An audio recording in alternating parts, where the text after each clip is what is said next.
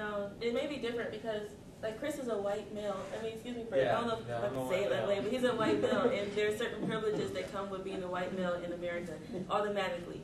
So as an African American and as an Arab, like, we have different experiences, just as you mentioned, from different cultures.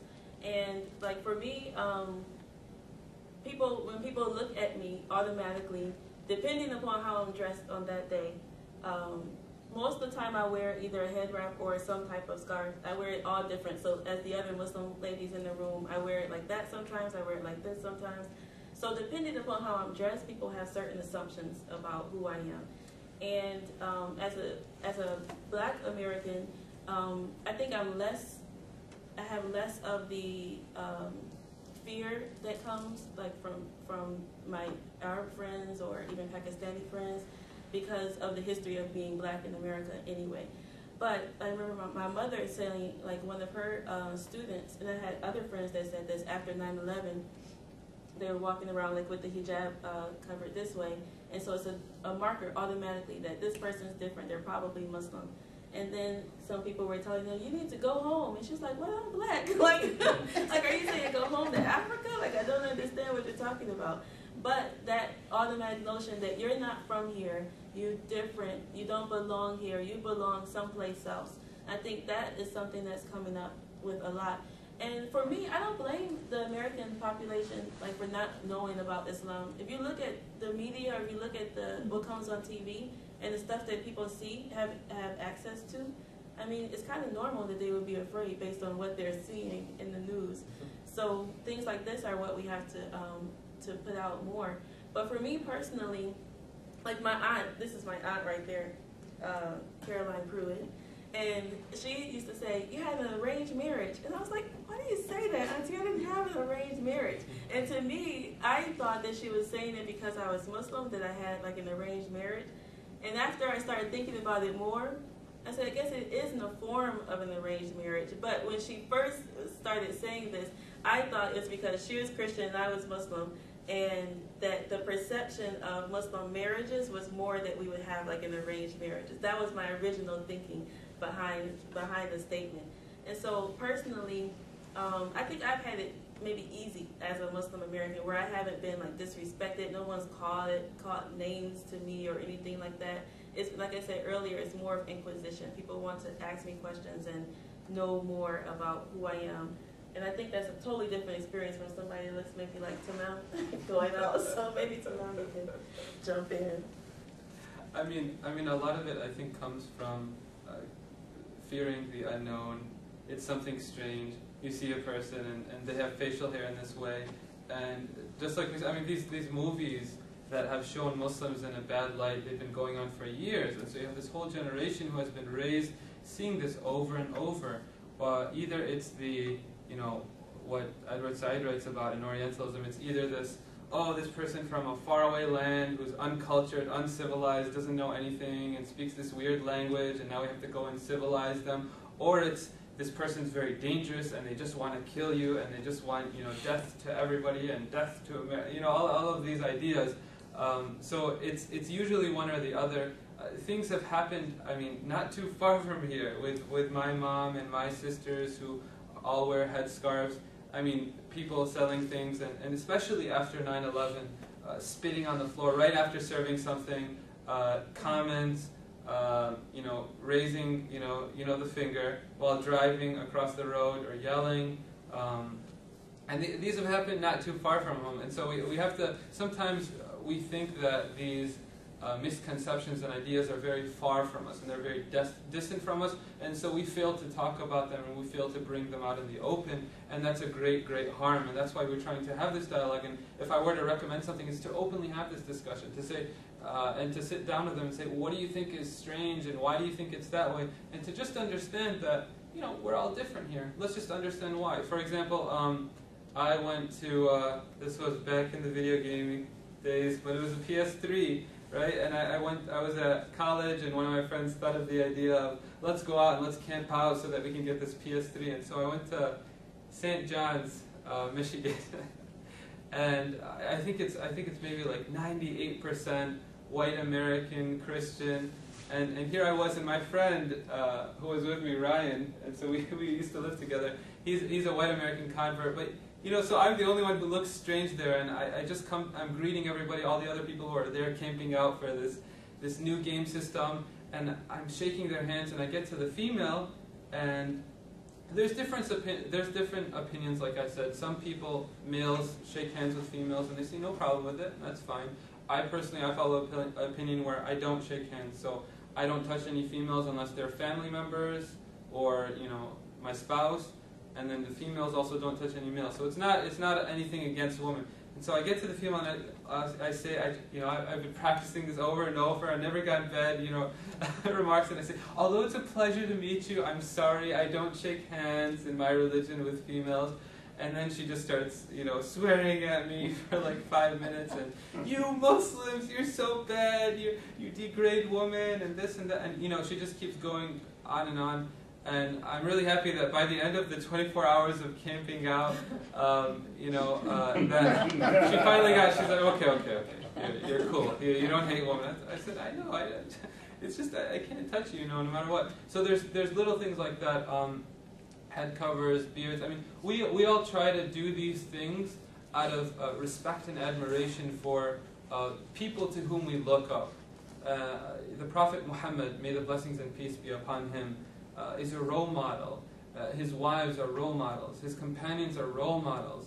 And when we look to them, and he's mentioned in the Quran as being a mercy to all of creation. Not a mercy to humankind, a mercy to all of creation. And we see how he came very close. He used to have this tree stump, which he used to give speeches upon. And when the story goes, and you don't have to believe it, you don't have to believe it, but it's the idea that goes into it. That one day he's given a new, what's mimbar called?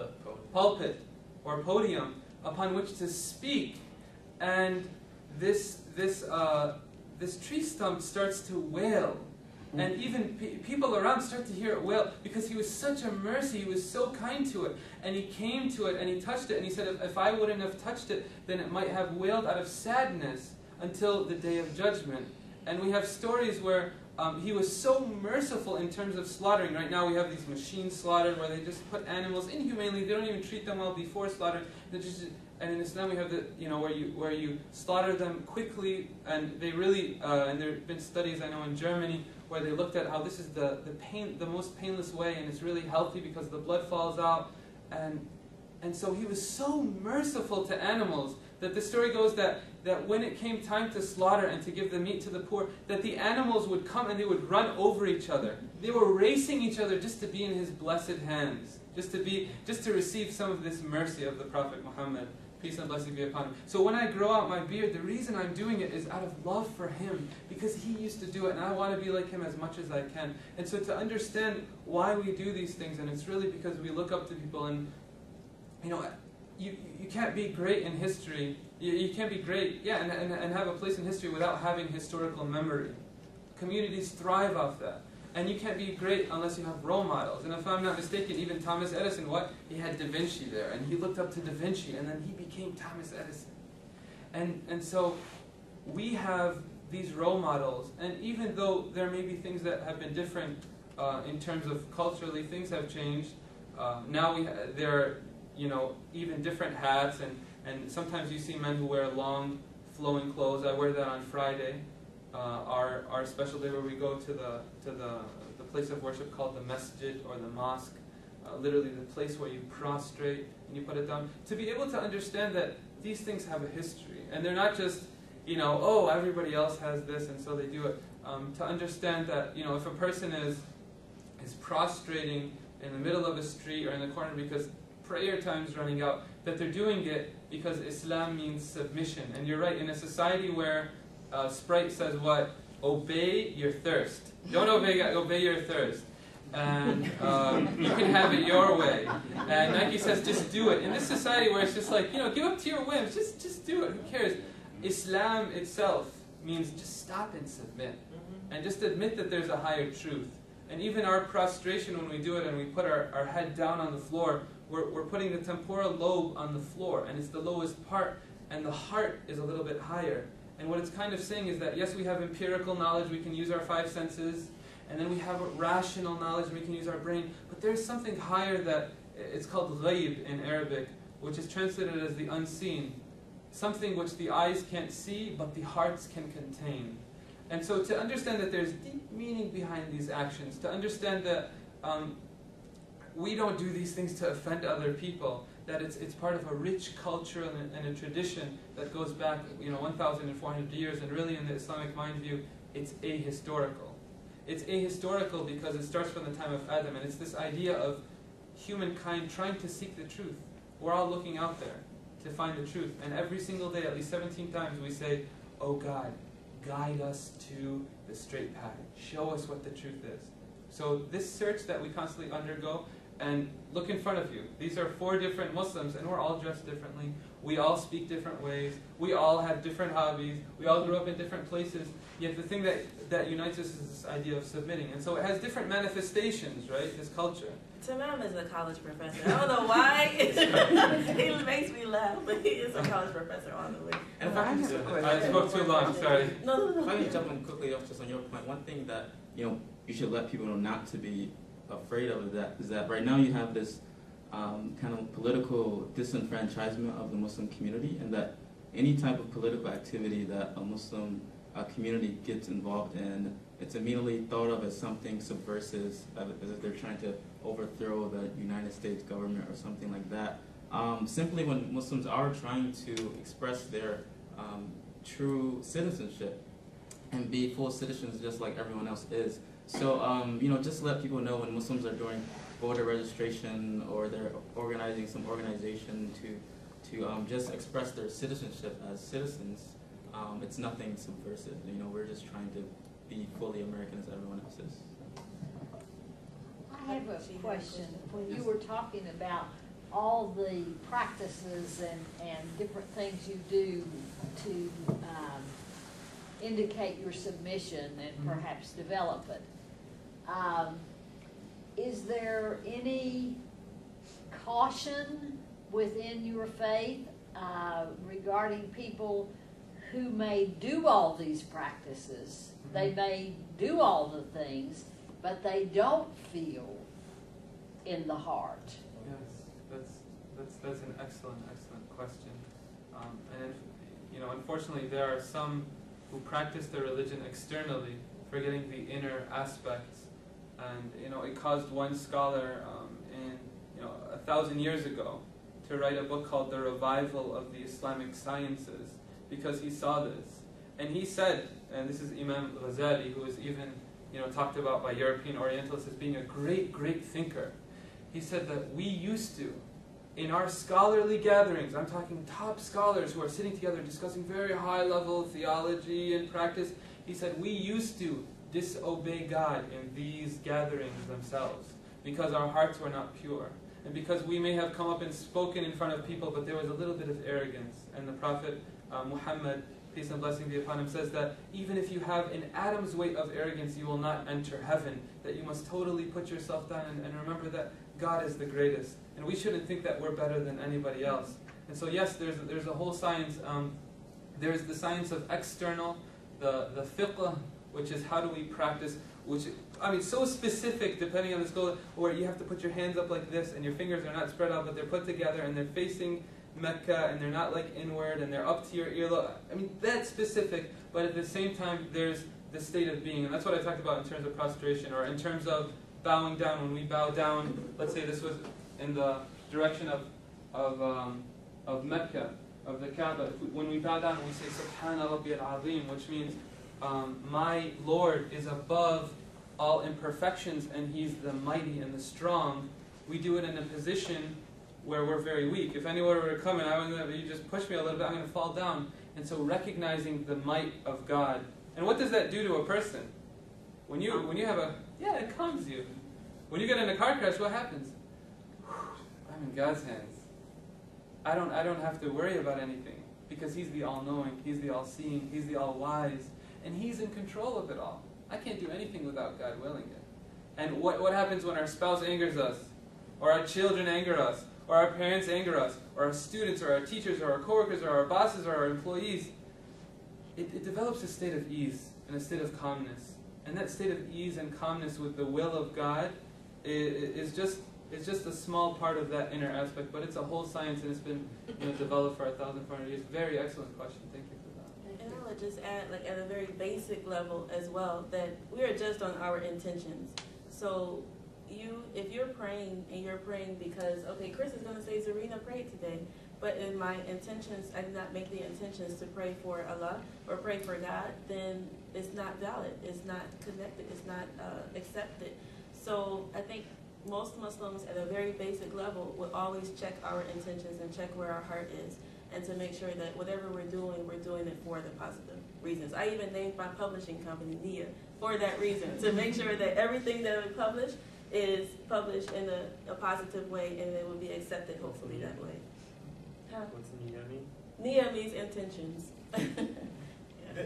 It does remind me of a story in our traditions, which is, I think, like a lot of the stories we find with Jesus. And the story is the Prophet Muhammad described a prostitute, and a prostitute is something like really doesn't belong in Islam. And there's a prostitute who was traveling and came upon a well. And she went down the well and got some water. And she came out and there was a dog that was so thirsty it was licking like the mud. And so she went back down into the well and brought up water, they say in her shoe or so, and gave it to the dog. And he said for that one act, God admitted that prostitute to paradise. And there's another, and complementary to that, there was a woman who would pray all night and fast all day, and she was very pious in her personal relationship with God, but she had a cat. And she didn't like the cat, so she locked it up in the closet and didn't allow it to go out and hunt for itself, and it died. And for that one act, that woman is in the hellfire, despite all her prayers and all her fasts. And those are some of the teachings that we teach our kids. I mean, I work with an Islamic school here in Beverly Hills, and we had a whole play last year on these stories, with the kids, just to really reinforce that the prayers and the fasting are necessary, but if it's not here, it all doesn't matter. Because this all starts here and all ends here. So. My question was, you mentioned that you don't touch another woman, but I noticed that is not a practice of all Muslims. No, it's not. Right? Okay. Yeah. And I'm trying to say this because I think your question kind of led to, you wanted some tenets to, like, your teacher to tell young people, well, if you see... I want to undo what their parents and grandparents, my people, or the fear and the ignorance that is being handed. I want to be able to undo it. Right.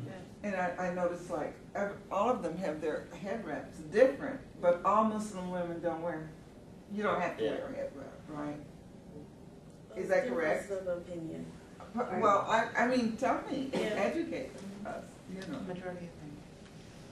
Educate, sister. I'm not a scholar, but let me say this. Sitting next to the scholar. I would say that, again, everything is based on your intention. So even if I believed that for a Muslim woman that the only things that you could have seen would be your face and your feet and your hands, if I believed that and I put my scarf like this to a certain way and I didn't do it for Allah, for God, then it would not be accepted. For me personally, I cover my hair not because I believe I'm going to hell if I don't cover my hair. I cover my hair, one, to be identified as a Muslim. So when I'm out in the street, I notice that people identify me as something different. The same way they identify nuns by the dress that they wear, or the same way that Orthodox Jews are identified by the dress that they wear. So for me, wearing a head scarf either this way or whatever automatically identifies me by dress as a Muslim or as someone at least different. Sometimes some people question whether I'm Muslim or whether I'm African traditionalist or whatever based on my dress. So that's the reason that Zarina covers. However, there are differences of opinions, and Islam is made up of over a billion people around the world, so it's not monolithic. You have a lot of opinions within that. And there is an opinion that Muslim women must cover and must only show their hands, face, and feet. And so that is when you see people typically draw a cloth around the full way. And that's valid just the same way that I believe that I'm valid, and I believe that I'll be judged on my intentions. Now, I will say that not every Muslim agrees with me on that. So I would say that not every Muslim agrees with me. Many Muslims say, Zarina, you might go to hell because you don't cover your neck. And I would give you that opinion as well, because that does come out. But Zarina covers, one, to be identified, and two, I think that it affords me, it makes me more God conscious. Like just wrapping, every time I wrap my hair, I feel more in touch with my Creator. It's like a lifeline for me personally, and that's why I do it. Modesty is a really big principle of Islam, though. The Prophet Muhammad said every religion has its characteristic, and gentleness or modesty is the characteristic of Islam. And so, men are supposed to grow beards if they can, or cover their head if they can, or women are supposed to cover up. And in any case, we're supposed to be modest within our interactions with not just the opposite gender, but people in general. Zarina, you seem to be a person of agency, and you've traveled the world and you've taught. Are there strictures within your faith? Could you become an Islamic scholar? What are the things as a female that you are forbidden to do or be? So within Islam, we have a rich history of women scholars. And in Islam, you have the Quran, which we believe is the revealed book. So God revealed the Quran through the angel Jibril to Prophet Muhammad, and it was later collected. And so we believe that that is the truth, like that is the word of God. In addition to that, we also have the traditions of the Prophet Muhammad. So meaning the traditions are the things that he did, the things that he said, which we also believe are divinely guided. And many of those traditions were collected, or many of those traditions were taught, or I would say not collected, but taught or shared through his wife, Aisha, the youngest wife, which was a woman. And so we would not have that rich body of scholarship had it not been for Aisha, who had a wonderful memory and was able to remember and share so many of the things that the Prophet Muhammad said. And I think if you look at Islamic scholarship in general, and this is a Tamam scholar, this is a Tamam question, really. But as a Muslim woman, I'm a little bit saddened as a Muslim woman because I haven't taken a personal agency to reach in and study more about our women scholars. Because once I start doing that, like now I have 2 books that I just got within the last month of all these women scholars that I had no clue. I didn't know, because an imam in Islam is male, so the Friday prayers are led by men, and the physical prayer prostration is led by men. Other than that, women can teach, women can share the word, do speeches, everything else outside of leading the physical prayer. But I was not yet in the know of all of the rich tradition of women scholars that we have. And now that I'm starting to do more research in that, I feel like, wow, I'm glad I got to it at this point, but I wish I had started to learn a little bit more. Dr. Omar Farooq Abdullah, a graduate of University of Chicago, he got his PhD from there. He has this great CD set, I think it's 14 CDs, and he taught it over the span of, I think, 14 different weeks. And it's called Famous Woman in Islam, because he's from the South, and he converted to Islam. I'll actually say he submitted to Islam, because I don't like the word convert or revert or accepted, because even though my parents are Muslim, it doesn't mean I was born a Muslim. Remember, Islam means to submit, so it has to be a conscious decision. So everyone has to go through that process of saying, I submit to this law and this is what I want to do. And so he was asked by his grandmother, do you have any women in your religious tradition who have done anything, worth knowing? And he said, really, after all the studying I had done, he studied all over the world, over 9 languages, just very, very educated man, he's still in Chicago. he didn't know how to answer her. So he went and he did his research, and then he ended up teaching a class upon it. He went through Muslim women scholars. I mean, Aisha, the Prophet Muhammad, may God's peace and blessings be upon his wife, she had lines of just scholars waiting just to ask her legal questions. Because she didn't just have an amazing memory, she was very, very bright, very, very bright. And he said, take half of your religion from this fair lady. Take half of your religion from this lady. Scholars like Ibn Hazm who talk about most of their teachers being females. And then he goes into spiritual, so spiritual leaders who are females. He goes into warriors. Now, I don't know if the law has changed for the American military, but I don't know if females can go to the front line still in combat. But in the time of the Prophet Muhammad, may God's blessings and peace be upon him, you had females who were, there was even one female, Nusayba, who defended him, who saved his life. I mean, she was a warrior, and she was from Medina, so the women were bigger and they used to go to war. One other warrior lady, she saved her brother. He was captured, and she went out there on a horse, and she went into the battlefield, and so they were respected. They were equals. They were on the battlefield. You have benefactors, females who Qarawiyin, which is considered one of or the oldest university in the world, in Fez in Morocco, was started as an endowment from a female. She was the one who built this university, and many other females have built huge universities, learning centers. And so they've political leaders. He goes into all these female political leaders. Long times ago, princes who traveled and said, Mom, you're in charge of the whole state.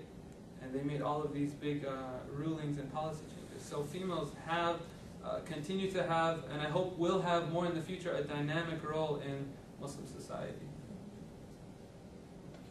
I guess, most of the things that, one of the misconceptions I currently have is that women in the Muslim society are really second-class citizens. You still hear about girls who get pregnant that are sacrificed or killed by their fathers for disgracing their family name. My understanding is that's still going on in this country. And how can you help me with that? Part of it goes back to what I mentioned about Islam and about culture and Muslims. And many of the traditions that people do are traditions, like they're part of their culture that are not found within Islam. And so just because it may be a Muslim that is doing something doesn't mean that it's Islamic. I think you have to differentiate first between what Islam says and what these people are doing.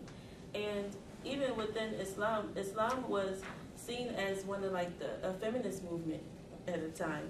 Yeah. I mean, she's like, whoa, is that true? But really. So Islam was one that said, don't kill girls. They still kill. I was just talking to someone the other day about who'd adopted a Chinese young baby from China, and her mother was explaining to her, why was she adopted? Because of the one-child rule, and they wanted boys instead of girls, and girls were killed and all of that. And Islam was one that said, do not do that. That's a terrible practice.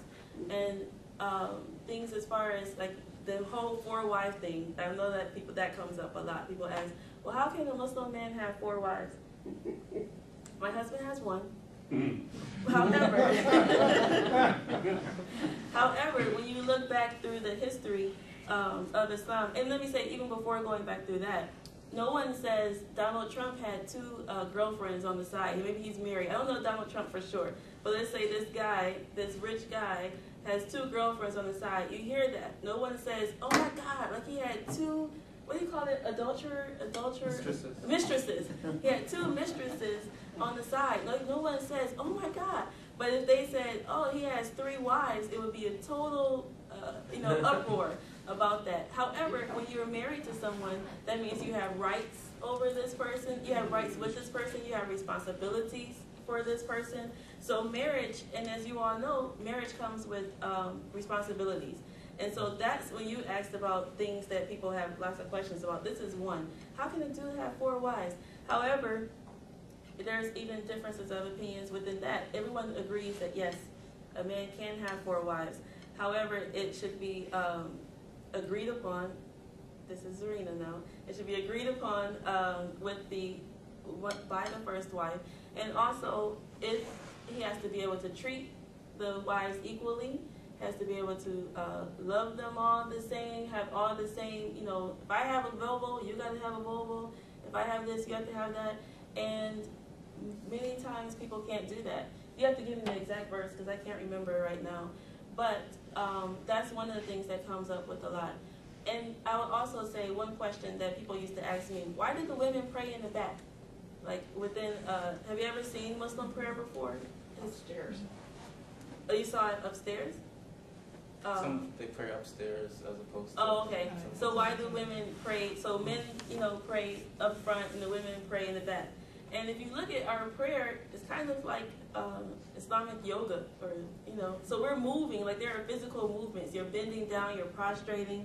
And my friend used to say, well, do you want me to put my behind in your husband's face? Like, would that be something good that you would want for me? Or even if you did yoga, would you want me doing my intimate yoga poses right in front of your husband like that? And you would think, no, like you wouldn't. So it's just some things are kind of like common sense. It's practical. It's practical, yeah.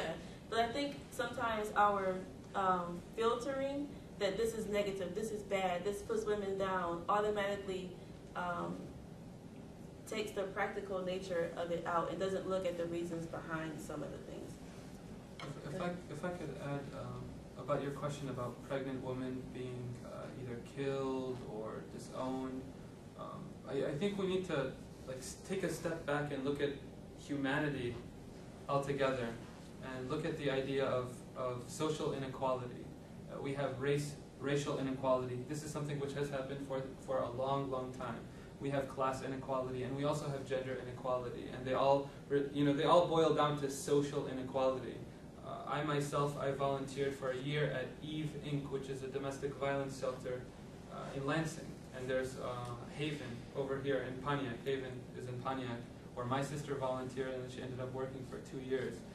Domestic violence is a reality. It's something that happens across cultures, and when we stepped, I was in a class called Women in Law in the U.S., where we had to actually brief cases like in law school. We looked at all the inequality. Rule of thumb, we say, what's the rule of thumb? And we sometimes forget that the rule of thumb was a law where it said that as long as the stick wasn't bigger than your thumb, then you could beat your wife with that.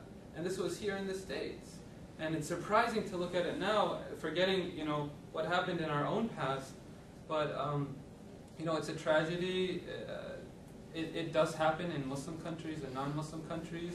Sometimes there are crimes of passion where someone is just so passionate, but really we have to all sit down, calm down, and be patient. And it's not something that's easy, but I don't know. I see it as something very cross-cultural, unfortunately, and it's something that's been in existence for a long time. It's not something that is Islamic. It's not Islamic. That's what I say. It's not Islamic. This culture and people doing things. And I wanted to just say one last thing on this too, because someone forwarded me. It may have been you, Uncle Ben. So someone forwarded me a cartoon, and it was a cartoon with two women. One had on sunglasses, and she had on a bikini, and she was walking, sashaying. And then she looks over and she looks at this other woman who has a niqab on, so she's full dressed down to the floor with a big, black overgarment on, and she has a niqab, which means she has a full face veil. And so both of them, with the little thing talking about what they're saying, both of them said, "This is terrible, such a male-dominated society." And they were both looking at each other like, such a male-dominated society. So I think you have to think about what's your cultural lens that you're using, and what are the, that's my little one. But what are the lenses that you're using? And there can be other perspectives on the same thing. And just one comment on that. There has been a number of, well, not a number, but in multiple Muslim countries where the head of states have been women, like in Bangladesh, Indonesia, and I believe another one. And this country we haven't even had that. So there are places where Muslim women are very much involved in society and are doing a lot of things and not held back by any barriers. It just kind of depends. I think we still only make 75 cents to the dollar here. I want my full dollar.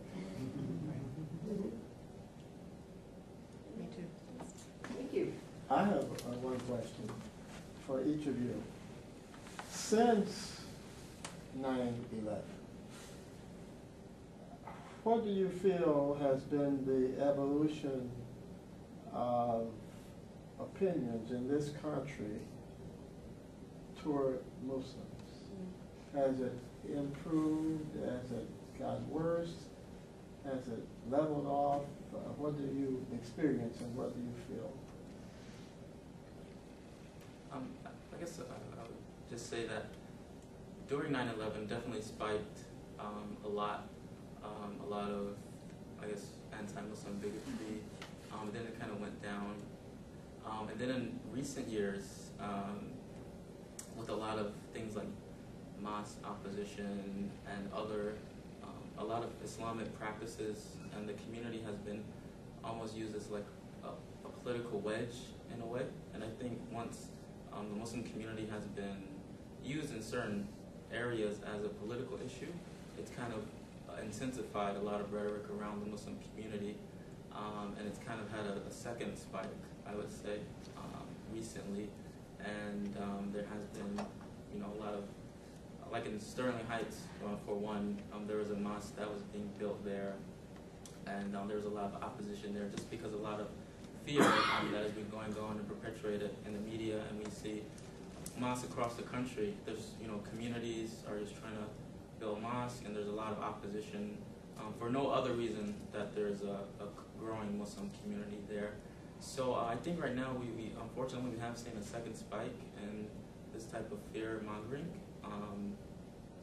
But again, it all depends on where you're at. Some places that are more, I guess, cosmopolitan may not have as many issues. And some areas where there isn't a lot of diversity, you may have more issues if there is a growing Muslim community there.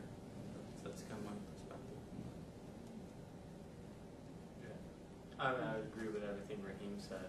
The one thing I'd say is that, especially what's been happening in the Middle East now, I think that whole Arab Spring has actually improved the image of Muslims a lot, because those countries are going through what this country went through, 1776 or so. And so it's pretty amazing, and I think people really feel that these are sincere people trying to earn their freedom. And there was something, there's some article that I read, and it said, that Obama didn't kill bin Laden, the Arab Spring did, meaning that the whole influence of Al-Qaeda and these terrorist groups and everything has just completely waned in the face of this Arab Spring, because they're not relevant anymore.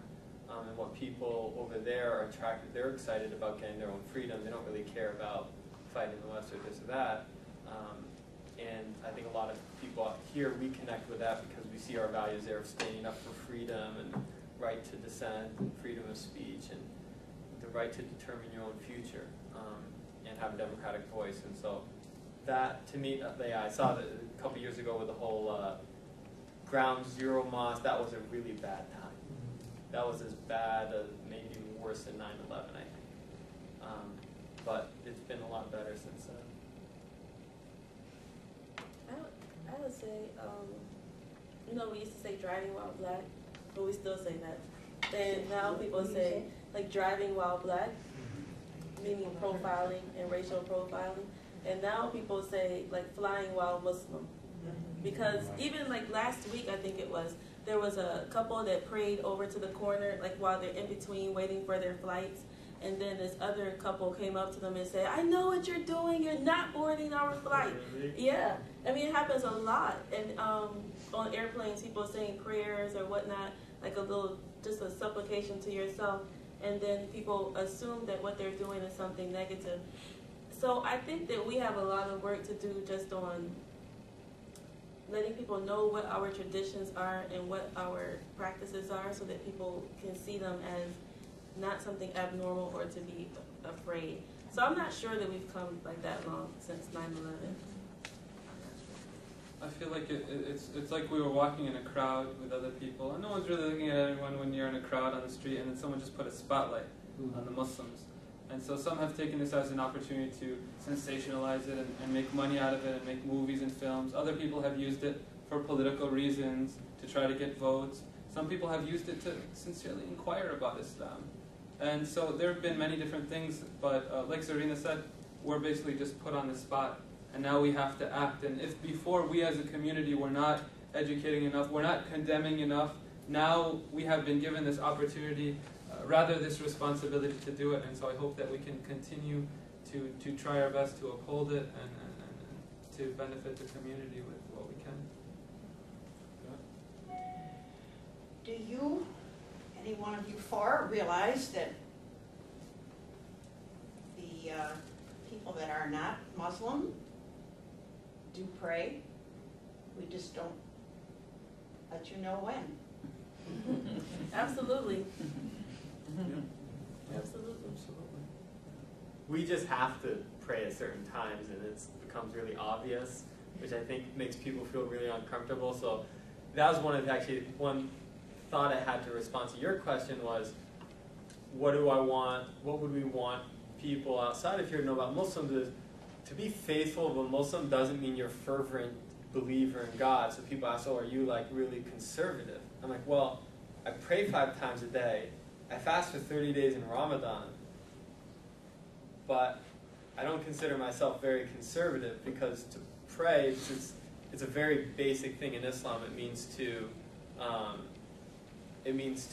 just do what was commanded to us by the Prophet Muhammad. We know exactly how to do it. There's nothing really too equivalent in Christianity, as far as I know, where it's like, okay, you guys have to pray 3 times a day at these very specific times in this very specific manner. That's not a preserved tradition, whereas in Islam it is. So we pray 5 times a day, but I don't think that makes me a conservative. It just means I'm just practicing, that's all. Yeah, there's a difference between like the ritual prayer and then like any prayer where you just ask God for something. So Muslims have a 5 times a day ritual prayer where we do like the bowing and prostrations and what's kind of briefly demonstrate it. And then throughout other times of the day we can say all types of prayers just like Christians do and other people of many other faiths do. I do have one thing I want to close with. If you were asking, I think I know how to answer your question now. So you're asking, what do people know? I am more comfortable in this room than I am in a lot of mosques, right? Because some mosques might be a Pakistani mosque, and I just don't fit in there. And I fit in here, right? And the advantage of that is I have an outsider's perspective of the Muslim community in America. And at first, if anyone's been through conversion process or born again process, you have all this energy and fervor when you first convert, and then you realize that Muslims and Islam are not the same, and people don't practice the way they're supposed to, and then you get really mad at all the Muslims, and then you get a little older and a little wiser, and you start looking with perspective. And I'm really amazed by the Muslim community in America. At least here in Michigan, it's an incredible community. And my wife is Lebanese. She's from Dearborn, and there's been like shows about the Lebanese Muslims in Dearborn and stuff. They are really, I think, the essence of what it means to be an American. They leave everything behind to come here. They risk everything to come here. They don't have a college degree, or oftentimes they don't even have a high school degree. They get a working class job. They buy a little house in Dearborn. They really take care of their lawns, and they take care of their houses. They make sure their kids go to good public schools, get into a good community college, get through a 4-year degree, get into pharmacy school, and all of a sudden you have, Dearborn, like if you look at Warren Ave on Dearborn, that place used to be a mess. And now it's full of great Arabic restaurants and food and mechanics, and it's really incredible. And these are people who, for the most part, they pray 5 times a day. They take care of their families. They have great concern, believe it or not, they have great concern for the poor in America. That's really surprised me. I had no idea. They're conscious of God. And it's like, why wouldn't you want people like that living in your community? And so that is, I guess what I would want to say is from my own being an outsider within Islam, I'm just amazed by this really incredible community here in America. Maybe we should, I think some people may want to leave, so maybe we can just, the people who need to leave can... Last question, maybe? Okay. Last question. I don't have a question, I just kind of something to say about it. I work for the Red Cross and I recruit blood donors. And if I go down to Eastern Michigan University or the University of Michigan that's down in Dearborn, and I'm working, the first time I did it, I was very surprised at how very willing the Muslim kids were to come and donate blood. And I thought there would be a hang-up. And I was at one drive one day, and a man came up to me and he said, I came to apologize because I can't get blood.